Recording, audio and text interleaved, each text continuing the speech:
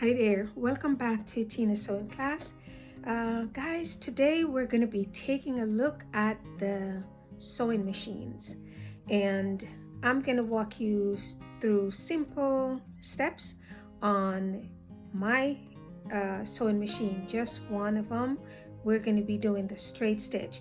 Straight stitch is one of your basic stitches, guys, and on the domestic machines you'll notice that there are tons of different style stitches. With the industrial sewing machine, they are like specific, so most of them that you're going to find, they're going to be specific to a specific stitch type. One of them is the stitch and serge, that will give you a straight stitch and it will cover your edges. This one is just a straight stitch, and it's going to be doing a lot of the work that we're going to be doing in the very beginning. As we go along, I will be adding the different machines. So let's take a look. Alrighty guys, this is my industrial sewing machine, and it have the basic components. This is my presser foot here, my needle, my presser foot, my needle. These are the different areas where the thread goes through. This is my tension bar right here. It goes up. I have extra lighting if I need it on that, which is great. This is where I put my spool threads, and it goes through the different tension loops, as you can see, all the way down. This shows me my oil gauge. As I work, the oil pops up. This one is for my bobbin. I get my bobbin there when I want to get a new bobbin filled. So that's pretty much the way it is. My oil, and on the domestic it's very different. My oil goes in here. This is my presser foot, and that's my this lifts my my presser foot, so I just use my knees to move that. So that's basically what it is. So let me show you how it works.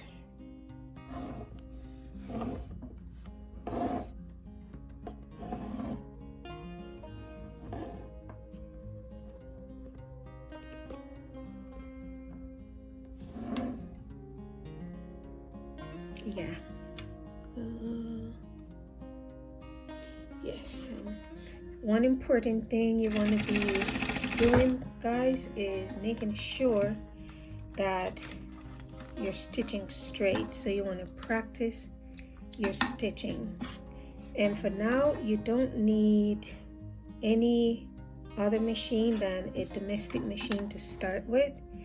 The industrial machines are a lot more expensive, and they don't do as many of the decorative stitches that you might want to do as you practice your craft. Now, I'd say, try and get this out of here. I'd say the machines, whichever one you purchase, they'll come with a guide.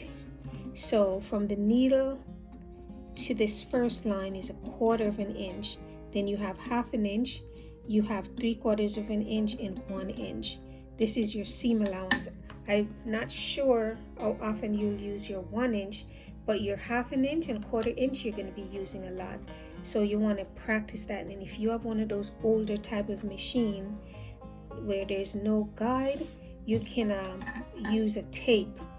Actually measure and put a tape at the different intervals so you can practice properly. Now the focus is, like I was saying, is take your thread out just from about here, just from the needle and the bobbin, to practice at first. Once you get used to controlling your fabric, at a particular width stitch size, then you can do your thread again. But for now, just practice controlling the fabric between the needle and your stitch width, which is 1/2 inch, 1/4 inch, however big of a seam allowance that you use. We're going to be practicing 1/4 inch. This is 1/4 inch seam allowance. From the needle to this point is 1/4 inch, and 1/2 inch is from our needle. I have to go the other way. It's from our needle to 1/4 inch out, and so that's 1/4 inch. This is 1/2 inch in. So practice and get used to that, guys. And I keep using the word practice because that's what it takes. It's just practice, practice, practice. Now, the stitch guide here is very important, guys. It keeps your hand, or it should keep your hands, your fingers from going under the needle and getting sewn. Be careful. Do not you don't have to be afraid of the machine. I don't want you to be afraid of the machine, but at the same time, I want you to keep your hands on the fabric, not in here. Never in here. Always on the outside of your fabric. So some fabric, as you sew, you add some tension to your fabric, so it's not going to be puckering when you finish your thread. But at the same time, you have to make sure that your hands are not running, your fingers not running in here. You don't want that at all. Keep it away from the needle. As you practice, you're going to just get better and better and better at it. So there you guys, you have it. You're now sewing on a sewing machine. So just get yourself a piece of fabric and just start stitching away. Again, you can take a ruler and a pencil and you can mark lines if you don't have the guide, or you can use a piece of tape from your needle outward and mark your 1/4 inch, 1/2 inch, 3/4 up to 1 inch, and practice. Just go up and down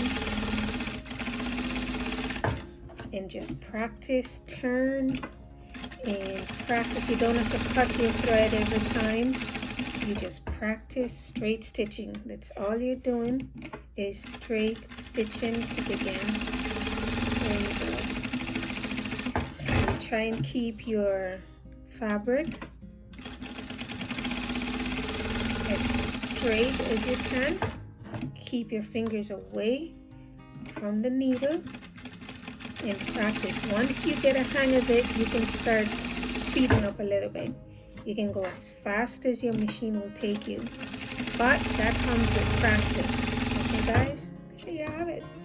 So there you have it, stitching on a sewing machine, guys. Yay! Alrighty, so our next class is we're going to begin making patterns. So we're going to make our first basic pattern in our next class. So go ahead and practice.